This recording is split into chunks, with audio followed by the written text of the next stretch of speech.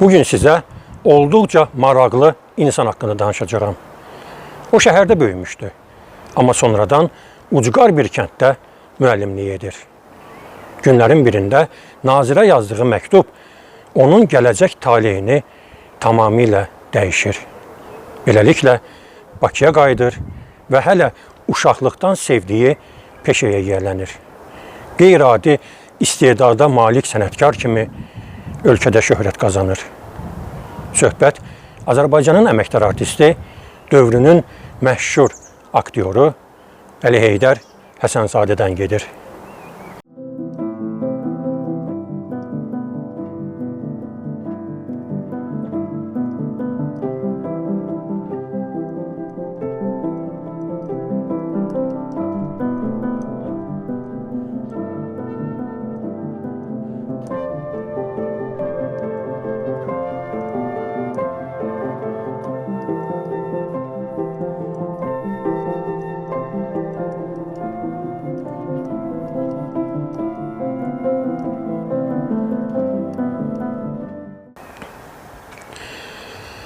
Əli Heydər Həsənzadə 1913-cü il dekabrın 2-də Bakıda anadan olub. Atası Ələkbər Həsənzadə, anası Məşədi Barat xanım. Ələkbər kişi bənna idi. Məşədi Barat xanım isə türkə çarə ilə insanlara şəfa verirdi. Onlar ailədə 2 qardaş, 2 bacı olublar. Əli Heydər, Mirzə Ağa, Gülsüm xanım və Nisa xanım. Əli Heydər Həsənzadənin babası əslən Şamaxılıdır. Çox güman ki, onlar 1859-cu il Şamaxı zəlzələsindən sonra Bakıya köçürlər və ondan sonra burada məskunlaşırlar. Onu da qeyd edim ki, valideynləri qohum olublar, dayıoğlu, bibi qızı. Əli Heydər Bakıdakı 31 nömrəli məktəbdə oxuyub. Həmin məktəb indiki Baksovet metrosunun qarşısındakı Sovet dövründə partişkola deyirdilər. İndi İdarəçilik Akademiyasıdır. 20-ci illərdə 31 nömrəli məktəb həmin binada yerləşirdi. Əli Heydər məktəbdə oxuduğu illərdə eyni zamanda da Dram Dərnəyinə yazılır. O hələ uşaqlıqdan aktyor olmaq istəmişdi. Orta təhsilini başa vurduqdan sonra 1931-ci ildə Bakı Pedaqoji Texnikumuna qəbul olur. 1933-cü ildə texnikumu bitirir və təyinatla Bərdə rayonunun Şirvanlı kəndinə müəllim göndərilir. Kənd məktəbində tarix fənnindən dərs deyir. Amma teatra olan məhəbbəti ona rahatlıq vermir. Mən qeyd etdim, o həmişə uşaqlıqdan hələ sinif yoldaşlarına da deyirdi ki, mən böyüyəndə aktyor olacağam. Buna görə də günlərin birində Bakıya narkoma məktub yazır və xahiş edir ki, onun teatr texnikumuna qəbul olmasına köməklik göstərsinlər. Çünki o zamanlarda təyinatla gedən insanlar istədikləri vaxtı gələ bilməzlər. Yəni, məcburi ən azı 3 il həmin yerdə işləməli idilər. Buna isə Əli Heydərin nə səbri, nə də vaxtı var idi. Bir müddət sonra onu Bakıya çağırırlar. 1935-ci ildə teatr texnikumuna qəbul olur. Eyni zamanda da 35-37-ci illərdə Gənc Tamaşaçılar Teatrında işləyir. 1938-ci ildə texnikumu bitirir və təyinatla Naxçıvan Teatrına aktyor göndərilir. 1941-ci ildə Böyük Vətən müharibəsi başlayanda onun bronu olmağına baxmayaraq könüllü cəbhəyə yollanır və döyüşlərin birində ağır yaralanır. Onu əvvəlcə Mazdokdakı qospitala yerləşdirirlər. Deməli, bədəni salamat idi, başından ağır zərbə almışdı. Həmin qospital olan ərazi Almanların hücumuna məruz qaldığına görə bütün yaralıları Bakıya köçürürlər. O cümlədən də Əli Heydər Həsənzadəni. Deməli, onun üzü sarıqlı idi. Yalnız gözləri görünürdü. Bakıda qospitalda tibb bacısı, eyni zamanda da onların qonşusu olan xanım onu gözlərindən tanıyır. Amma üzərində sənəd olmadığından biraz şübhəli qalır da. Yəni, bu Əli Heydərdir, yoxsa yox. Axşam gəlir Məşəd Barat xanıma deyir ki, dünən bizim qospitala bir yaralı gətiriblər, o sizin oğlunuza oxşuyur. Məşəd Barat xanım heç səhərin açılmağını gözləmədən gecə ilə qospitala gedir. Həmin qospitalda indiki Profsoyuzun binasında yerləşirdi. və palataya girəndə huşsuz vəziyyətdə olan oğlunu tanıyır. Bəli, o həqiqətən də Əli Heydər Həsənzadə idi. Bir müddət müalicə olunandan sonra sağalır. Amma onu yenidən cəbhəyə getməsinə icazə vermirlər. 1942-ci ildə Əli Heydər Həsənzadə Qazax teatrına direktor göndərilir. O, həm də Qazax teatrının qurucularından biridir. Bir il burada işləyir. 1943-cü ildə onu Zaqatala teatrına həm aktyor, həm də bədii rəhbər təyin edirlər. 3 ildə burada işlədikdən sonra 1946-cı ildə yenidən Naxçıvan teatrına gedir. Burada da 3 il işləyir. 1949-cu ildə Bakıya qayıdır. O, Azdramaya gedir. Amma müəyyən səbəblərdən onu teatra işə götürmürlər. Elə həmin ildə də, yəni 1949-cu ildə Əli Heydər Həsənzadə Abşeron kino prokatı şöbəsinə müdir təyin olunur. Deməli, bütün Bakı kəndləri həmin şöbəyə tabe idi. Kino prokatı şöbəsində müdir işləməklə yanaşı, eyni zamanda da kinostudiyada işləyir. Həmçinin də Dram Dərnəyində dərs deyir. Amma teatra yenə sevgisi, aktyorluq, səhnəyə çıxmaq, tamaşaçı alqışı ona burada da rahatlıq vermir. 1962-ci ildə ərizə yazaraq kino prokatı şöbəsinin müdiri vəzifəsindən gedir və elə həmin ildən Gənc Tamaşaçılar Teatrının truppasına qəbul olur.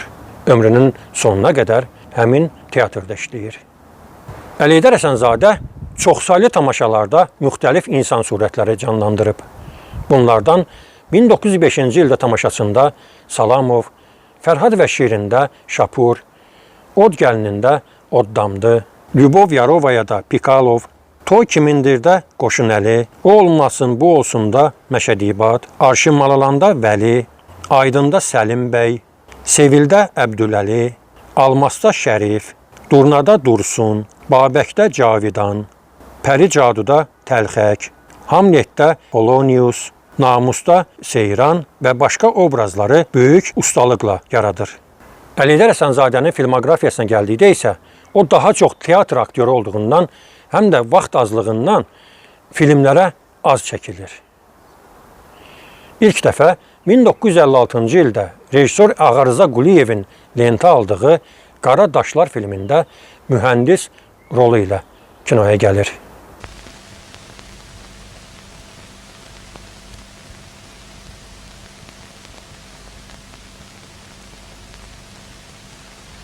Sən elə həməşə gecikirsən. Üzr istəyirəm. Otur. Bundan sonra O olmasın bu olsun, Kölgələr sürünür, Yaşamaq gözəldir qardaşım, Bir məhəllədən 2 nəfər, Əhməd haradadır, Sevil filmlərində çox qısa, yəni kadrda saniyələrlə görsənir. Həmçinin Ulduz filmində Əbilqasım, Buyurun əyləşin.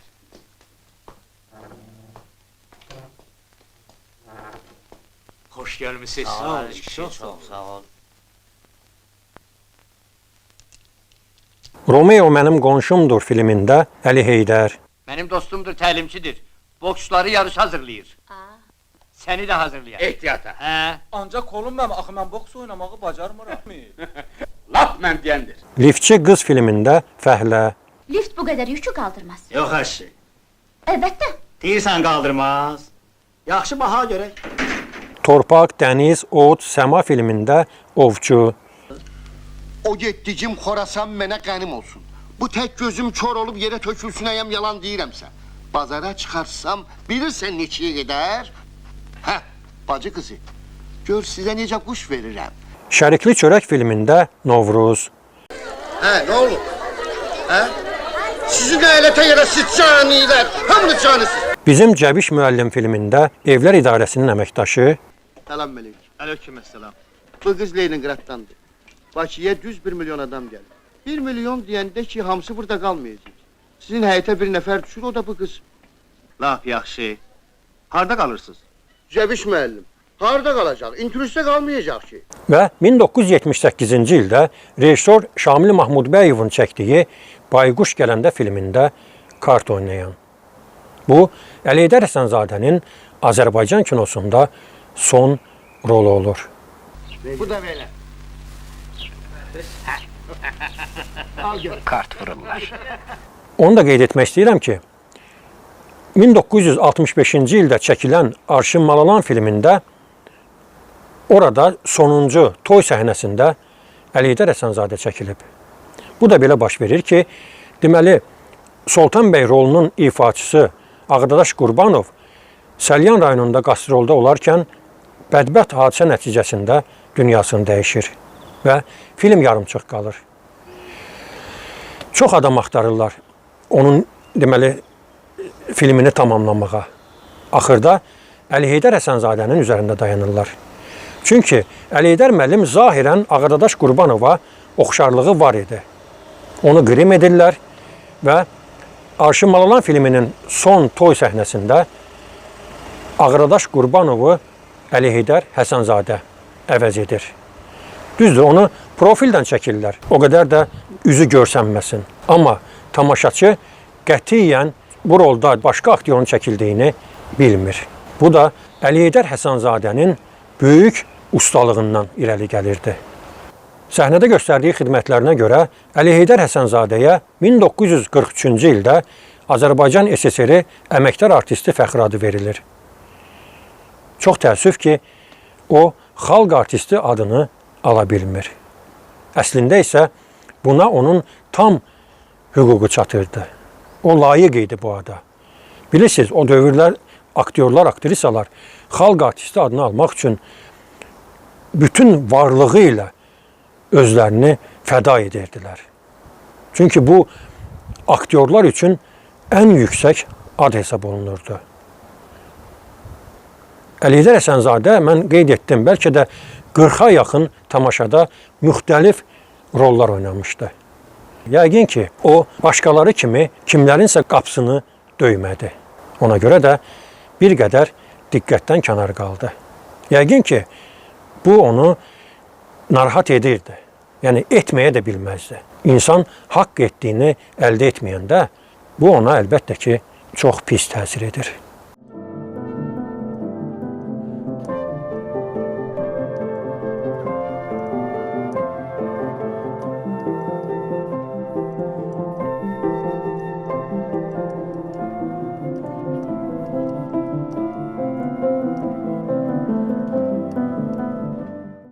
Əli Heydər Həsənzadənin şəxsiyyətinə gəldikdə isə, o hələ orta məktəbdə oxuyanda Rüxsarlı adlı bir qızı sevir. Bu məhəbbət ömrünün sonuna qədər davam edir.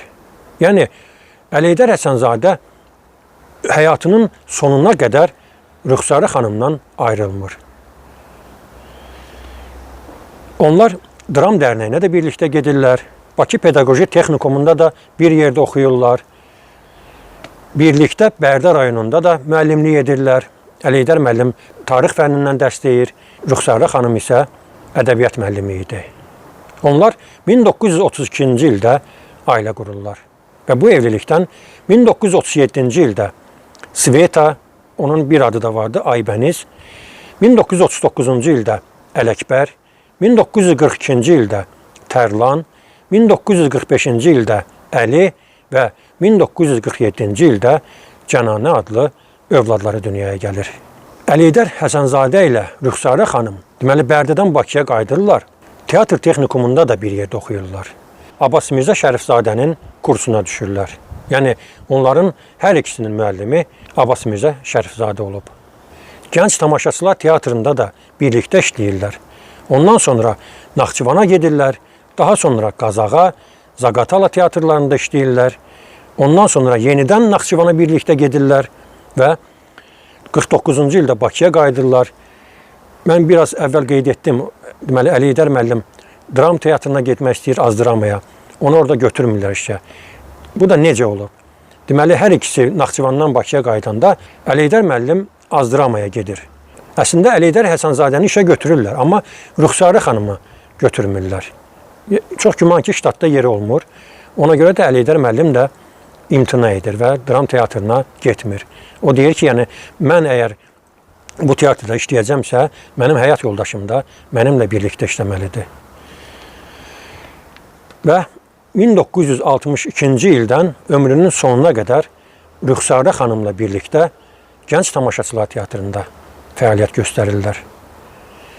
Yəni, diqqət etdiniz də, yəni, orta məktəbdən başlayan məhəbbət bütün, deməli, dövrləri özündə əks etdirir. Yəni, onlar məktəbdən atdıqları addımdan 1981-ci il Əli Heydər müəllim dünyasının dəyişdiyi günə qədər bir-birlərindən nə həyatda, nə də fəaliyyətlərində ayrı düşmürlər. Bundan əlavə isə bir uşağı ana bətnində ölür. Bu hadisə də belə baş vermişdi. 1935-ci ildə Rüxsarə xanım Otello tamaşasında Dezdemonanı oynayır. Otellonu isə Abbas Mirzə Şərifzadə canlandırır. Orada bir səhnə var. Deməli, Şərifzadə bıçaqla özünü vurmalıdır. Həmin bıçaq da elə düzəldilmişdir ki, belə batanda arxaya yığılırdı. Yəni, o insana batmırdı da. Amma Abbas Mirzə bu səhnəni o qədər təbii oynayır ki, Rüxsarə xanım qorxur. Elə bilir ki, bıçaq onun bədənini deşir və sarsıntı keçirdir. Həmin vaxtı da o hamilə idi. Bu sarsıntıdan onun bətnindəki övladı tələf olur. Svetaya gəldikdə isə, yəni o həm Sveta, həm Aybəniz. Aybəniz də ona görə qoymuşdular ki, çox gözəl, çox həddindən artıq gözəl uşağı idi. Ay kimi onun siması vardı. O da 3 yaşında dünyasını dəyişir. Rüxsarə xanım həmişə deyərdi ki, bu uşağa göz dəydi. Yəni, bu uşaq nəzərdən öldü. Övladların taleyinə gəldikdə isə Əli Heydər Həsənzadənin böyük oğlu Əli Əkbər Həsənzadə uzun illər kinostudiyada işləyib. O bir neçə filmin səs rejissoru idi. Bundan sonra Rusiyaya köçür və Lenfilm kinostudiyasında fəaliyyətini davam etdirir. Rusiya Federasiyasının dövlət mükafatı laureatı, Nika mükafatı laureatı, Rusiyanın əməkdar incəsənət xadimi, Sankt-Peterburq Kino və Televiziya Universitetinin professoru olub. İkinci oğlu Tərlan Həsənov isə idmançıdır. O, uzun illər cüdo üzrə məşqçi işləyib. Hal-hazırda da fəaliyyət göstərir. Azərbaycanın əməkdar məşqçisidir. İdmanın inkişafındakı xidmətlərinə görə Şöhrət ordeni ilə təltif edilib. Prezident təqaüdçüsüdür. Digər oğlu Əli Həsənov, o universitetin tarix fakültəsini bitirmişdi. Həm də arxeolog kimi fəaliyyət göstərirdi, işləyirdi.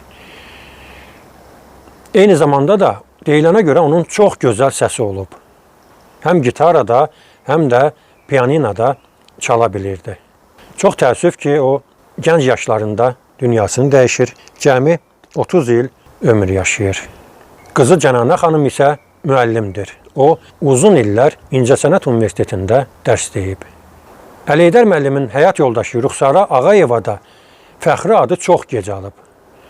Bunun da səbəbi onda idi ki, 1937-ci ildə onun qohumlarını xalq düşməni adı altında həbs edirlər və repressiyaya məruz qoyulurlar. Buna görə də Rüxsarə xanım, yəni xalq düşməninin qohumu kimi qələmə verilirdi.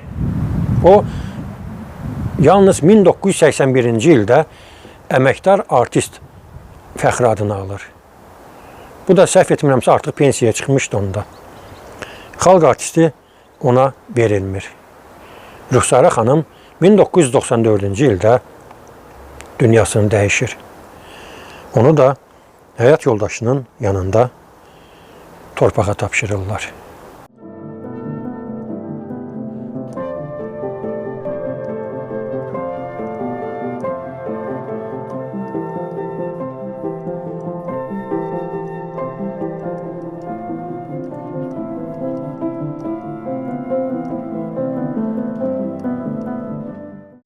Əli Heydər Həsənzadənin ölümünə gəldikdə isə o 3 dəfə infarkt keçirmişdi.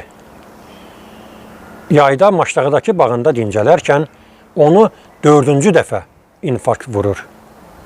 Bu dəfə ürəyi zərbəyə tab gətirmir. Əlidə Rəsənzadə 1981-ci il avqustun 1-də 68 yaşında dünyasını dəyişir.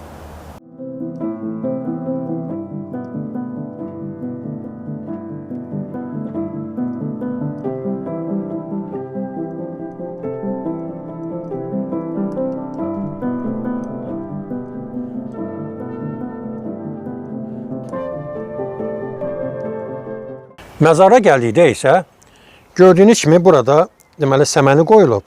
Bu da onu göstərir ki, Novruz bayramında onun qohumları, yaxınları buranı ziyarət ediblər. Baxmayaraq ki, indi aprelin axırıdır, amma səməni hələ də burada qalır. Əlbəttə ki, mən indi onu buradan götürəcəyəm. Düzdür, biraz toz var. Bir də ki, bu görürsünüz yerə şam ağacının nə deyirlər onu bilmirəm. Onlar da tökülüb yerə ağacın altında olduğuna görə. Əlbəttə mən gəlmişkən mütləq ki, Azərbaycanın görkəmli sənətkarının məzarını mütləq təmizləyəcəm və biraz buranı səliqəyə salacağım.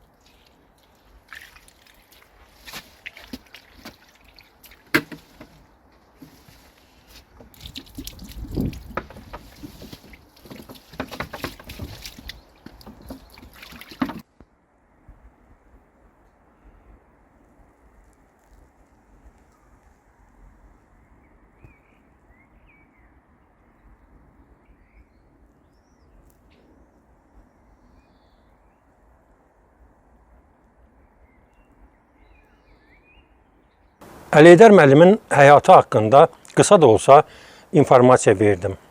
Əlbəttə, indiki nəsil onu adla tanımır. Amma Əli Heydər Həsənzadənin Şərikli Çörək filmindəki orada bir ifadəsi var onun. Deməli, uşağının başı girir məhəccərin arasına və orada da Əli Heydər müəllim deyir ki, sabunlamaq lazımdır. Ay səni görürsən sən Allah. Başı ora niyə soxmusan? Yer tapmadın oynamağa. Ay səni. Sabunlamaq lazımdır. Yəni bu ifadə indi də onu tanımayanların, ona heç vaxt adını eşitməyənlərin də dillərində əzbərdir. Yəni belə bir situasiya olanda həmişə Əli Heydər müəllimin filmdəki o sözünü istifadə edirik. Həyatı haqqında danışdım, övladları haqqında, həyat yoldaşından məlumat verdim. Məzarını da biraz səliqəyə saldım. Həm özünün, həm oğlunun, digər oğlu, həyat yoldaşı və qardaşının da biraz üzərinə su elədim. Düzdür, çox çirk deyildi. Mən qeyd etdim, onun övladları, nəvələri bura həmişə gəlirlər, ziyarət edirlər. Özünüz də gördünüz ki, biraz əvvəl səməni vardı burada. Yəni, bu da onu göstərir ki, bu yaxınlarda təxminən bir ay əvvəl buranı ziyarət ediblər, bura yad olunub. Yəni, Əli Heydər müəllim ola bilsin ki, indiki nəsil onu xatırlamır, amma o heç vaxt yaxınlarının, sənət yoldaşlarının yadından çıxmayacaq. Nə qədər də olsa, nə qədər də unudulsa, Azərbaycan mədəniyyət tarixində Əli Heydər Həsənzadə adı həmişə, daima yazılacaq. Allah sənə rəhmət eləsin. Azərbaycanın görkəmli teatr və kino aktyoru. Bugün Əli Heydər Həsənzadədən danışdım.